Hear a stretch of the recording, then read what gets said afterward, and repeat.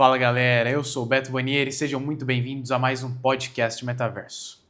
Pessoal, continuando o nosso podcast da semana passada, nós estamos tendo a honra de entrevistar o Bispo Dom Vicente Costa.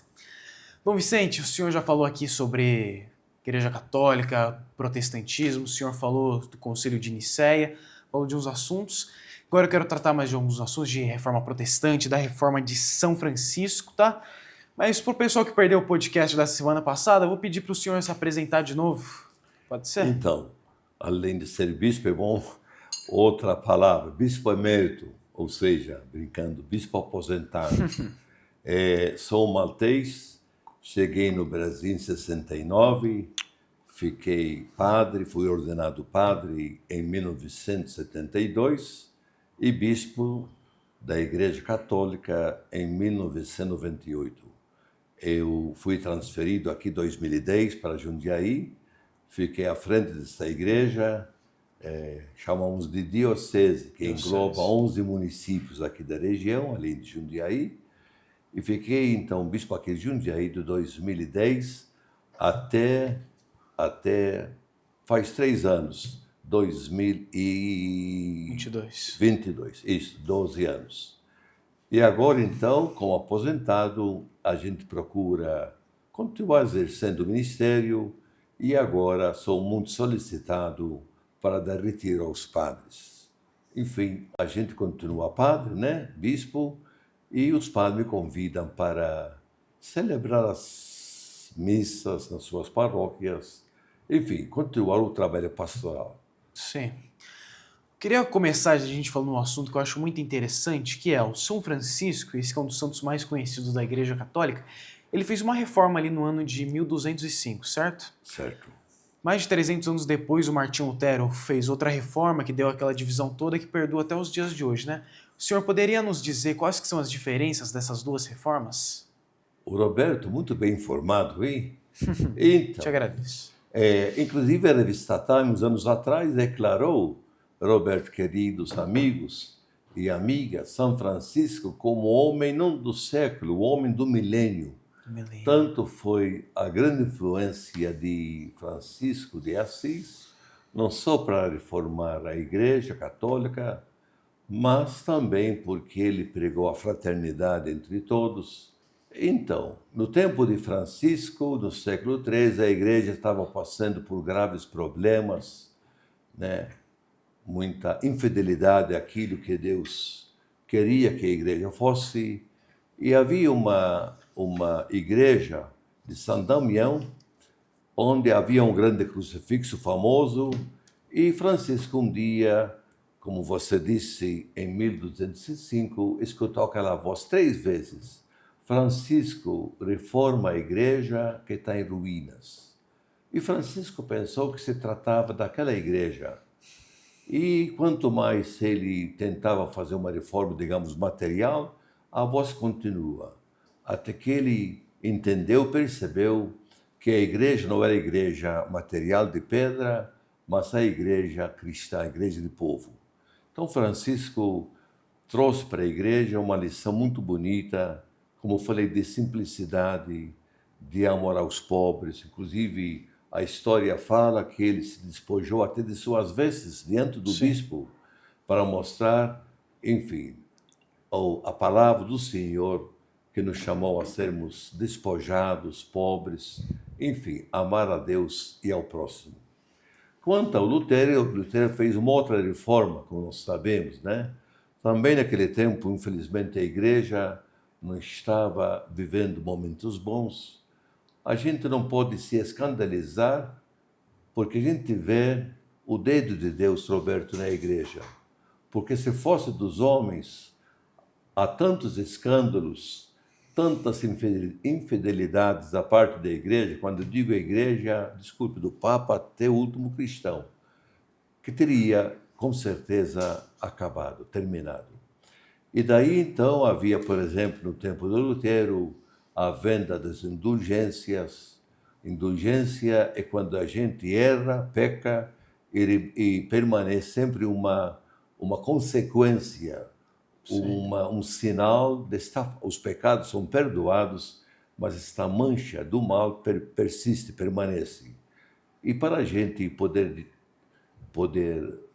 se apresentar diante de Deus quando nos chamar, né, após a morte, a gente não pode se apresentar diante de Deus de qualquer jeito. Então a igreja ensina, também fundamentada na Bíblia, de que há um estado que nós chamamos purgatório, para que a gente pudesse se purificar dessas faltas temporais, consequência dos pecados que cometemos. Indulgência era uma maneira de a gente confiar nos méritos de Cristo, méritos infinitos, que ele adquiriu por sua paixão e morte. Então, para a gente viver certas condições de penitência, poder abreviar esse tempo de permanência de purificação. Então, havia muito abuso, né? A venda de indulgências, a simonia, né? Se comprava títulos de igreja como dinheiro. Enfim, contra isto, Lutero, que era um frade agostiniano, aliás, como nosso Papa de hoje, ele achou que a igreja devia mudar. E daí ele estudou e publicou os famosos 95 teses, proposições, né? No dia 31 de outubro de 1517, Sim. e ele colocou estas 95 teses na porta da igreja do castelo de Wittenberg, e ele, no começo, tinha muita vontade de formar a igreja, não de formar outra igreja, pelo amor de Deus. Só que naquele tempo, na Alemanha, havia muitos príncipes, muitos reinos, e eles queriam se livrar deste poder de Roma, queriam essa autonomia, né, da igreja de Roma, do poder de Roma, enfim, e aproveitaram de Lutero para adotar, enfim, as suas crenças, de forma que queriam e ajudaram Lutero a formar uma nova igreja. É pena que isso aconteceu, que Lutero, a gente acredita, foi instrumentalizado, talvez por questões políticas. Infelizmente, como você falou, a partir de 1517 começou a reforma, né? Sim. Se puder explicar um pouco, Lutero acreditava em 5 sola, em 5 fundamentos. Primeiro, sempre sola, somente uma só escritura, nada de magistério, somente a graça e não os méritos e as obras, somente Cristo Jesus, somente a graça e somente a glória de Deus. A igreja, eu acho, enfim, os estudiosos acham que a igreja, talvez católica, não foi tão prudente ou tão preparada para lidar com Lutero e os seus princípios, mais uma vez, declaro aqui, muitos deles bem importantes, bem salutares para a igreja. Inclusive, faz pouco tempo que nós, em 1999, faz pouco tempo, até em Jundiaí, na Câmara Municipal, nós fizemos o ato ecumênico com várias igrejas protestantes e celebramos os 500 anos da Reforma. Sim. Porque hoje, graças a Deus, há muito entendimento, muita boa vontade entre os luteranos e os católicos, de forma que a gente ora para que sejamos, mais uma vez, um só rebanho e um só pastor, porque nossa fé em Jesus é a mesma. Aproveitar que o senhor citou isso, como que a igreja vê os movimentos ecumênicos e o diálogo com as outras religiões? Então, antigamente a igreja tinha, né, outra visão. Houve o homem de Deus chamado João 23, Papa João 23, que teve esta ideia, né, em 1962, e começou o que nós chamamos de concílio ecumênico, como foi Niceia, né, o primeiro concílio ecumênico. E o Papa queria que, ele falava muito, abrir as janelas da igreja para entrasse um ar novo, para que a igreja pudesse caminhar com o mundo, para que a igreja aceitasse as mudanças da época, né? A igreja não podia ficar além, à margem da história. E daí ele convocou o famoso Concílio Vaticano II, que demorou 4 anos, de 1962 a 1965, e entre as questões conversadas, debatidas, também foram publicados vários documentos e um documento muito importante sobre o ecumenismo. Ecúmene em inglês significa união, comunhão. A igreja hoje não pode condenar nenhuma igreja, nenhuma religião. O Papa fala muito, a igreja fala muito, vamos nos unir naquilo que é comum e vamos respeitar naquilo que, por enquanto, talvez se trata de uma doutrina, de uma interpretação diferente. Então, para nós, o ecumenismo é crucial, fundamental. Também aqui na Diocese de Jundiaí, né? Mesmo quando era bispo aqui, como falei, durante 12 anos, e atualmente sempre se faz reuniões com pastores evangélicos em nível diocesano ou parroquial, porque realmente o ecumenismo é um dom do Espírito Santo. Somos diferentes, as diferenças são riqueza de Deus, nada de uniformidade, pensar do mesmo jeito, mas a diversidade é uma riqueza do Espírito Santo que tanto faz bem para todos nós. Muito legal. Dom Vicente, mas antes da gente continuar aqui com a nossa entrevista, nós vamos para um breve intervalo. Quero dar aquele recadinho que vocês já estão acostumados, que é anunciar sua marca, seu produto, seu comércio aqui no nosso podcast. Entre em contato com a nossa equipe, nosso número está sempre aqui na tela. Mas é isso, vamos para um breve intervalo, voltamos já com a nossa entrevista com o Bispo Dom Vicente.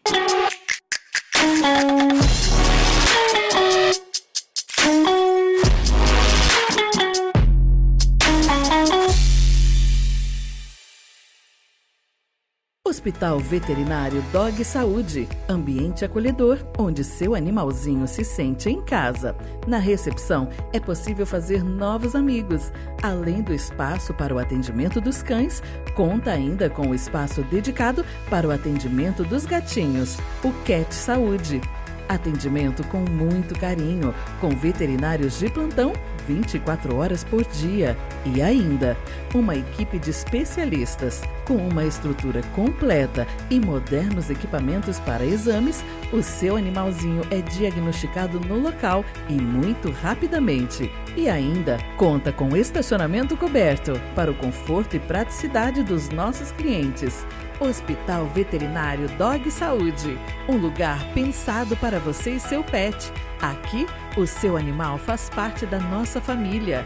Rua Rangel Pestana, 1178, Centro.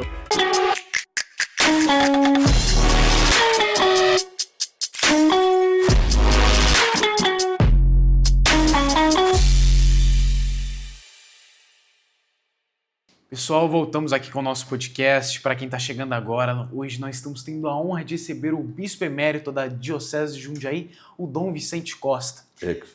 Isso aí, ele está falando para a gente de vários assuntos, de teologia, de reforma protestante, da reforma de São Francisco. E agora eu quero mudar um pouco de assunto, vamos falar da atualidade. O que o senhor tem achado do novo Papa Leão XIV? Já está com 3, 4 meses aí de pontificado. Olha, quem dirige a igreja não são os homens, como falei. Senão a igreja teria acabado por causa dos seus pecados, nossas infidelidades. Pelo menos antes da eleição do Papa Leão XIV, todo mundo falava de um, do outro, e foi grande a surpresa de todos nós. A igreja escolheu o Papa Leão XIV.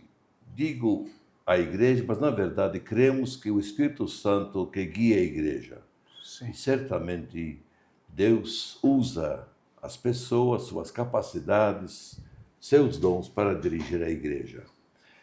É muito cedo, eu acho, para julgar o Papa Leão XIV. A gente percebe que é muito prudente, muito sereno.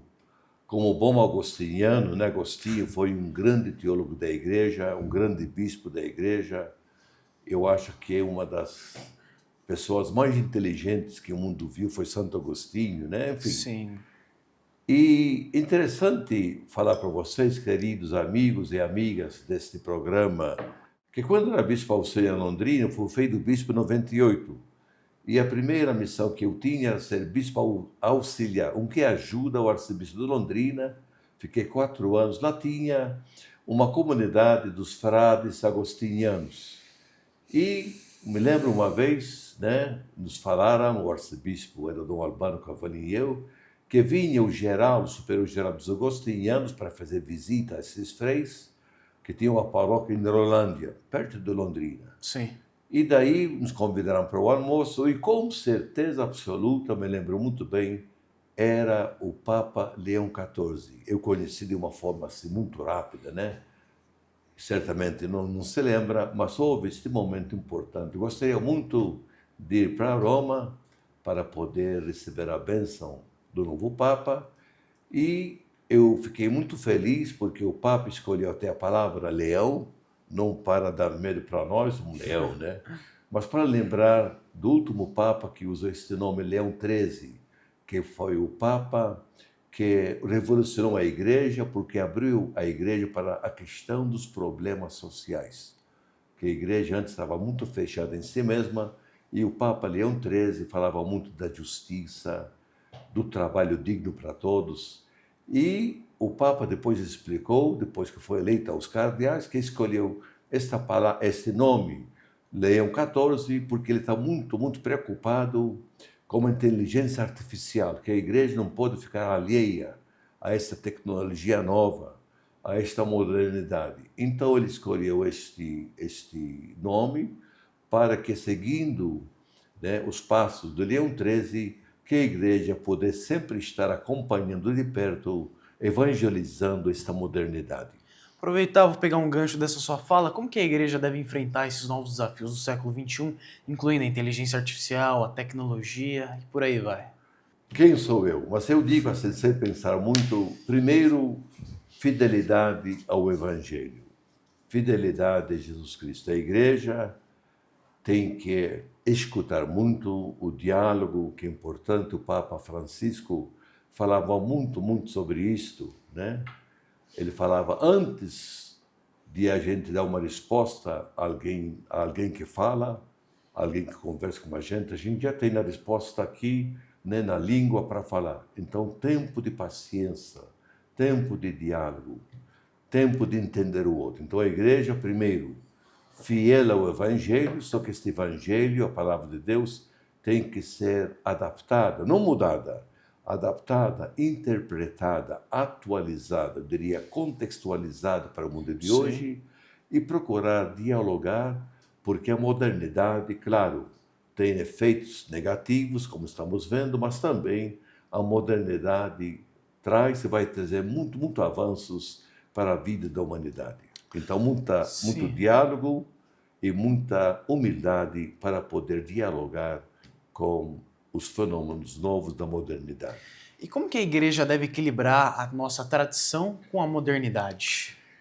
Olha, Isso é muito importante. muito importante. O Papa, nós chamamos de hoje Santo, São João Paulo II, ele abordou esta questão em 1998, no dia 14 de setembro, quando publicou uma encíclica, digamos, uma carta dirigida ao mundo todo. Se chama em latim Fides et Ratio, fé e razão. E assim começa esse documento do Papa, que diz que a fé, para poder ser melhor entendida, ou melhor, para entender o espírito humano, a igreja precisa de duas asas. Precisa, de um lado, da fé, né, mas também da razão. Ai daquele que coloca a fé em detrimento da razão. Ai daquele que coloca a razão para negar a fé. Então, fé e razão, fé e ciência devem caminhar juntos, buscando entender cada vez mais o interior, o íntimo da pessoa humana e ver de que maneira, aí Santo Agostinho mais uma vez, eu creio para entender melhor. O ponto de partida é a fé, eu creio. Mas quanto mais eu aprofundo a minha fé, mais eu creio melhor. Então, sempre esta união, nada de conflito, nada de antagonia, sempre a complementariedade entre a fé e a razão. Da Igreja Católica, que é conhecida por ter vários cientistas, né? No século passado a gente teve o padre Lamartine, que foi o grande idealizador, pouca gente sabe disso, da teoria do Big Bang. É verdade. Ele apresentou para o Papa Pio XII, que era o Papa da época, e ele aceitou. Eu acho muito legal essa forma como a igreja trabalha essa questão. A fé, viu, querido Roberto, a fé nunca pode negar a ciência. Coitado do Galileu, né? Galileu Galilei, que todo mundo lembra, um grande cientista, Ele sofreu tanto porque ele inventou o sistema, né, heliocêntrica, de que o mundo gira, mas o sol fica parado.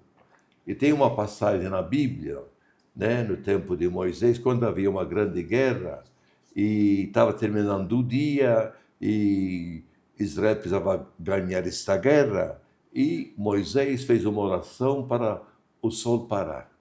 E naquele dia o sol parou até o povo de Deus ganhasse a guerra.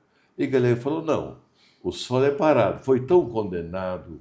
E na verdade disse uma frase tão bonita. A Bíblia, olha que bonito, a Bíblia não ensina como é a ciência, não o que é o céu, mas a Bíblia ensina como vai ao céu. A questão da astronomia, astrologia, a ciência é questão dos cientistas.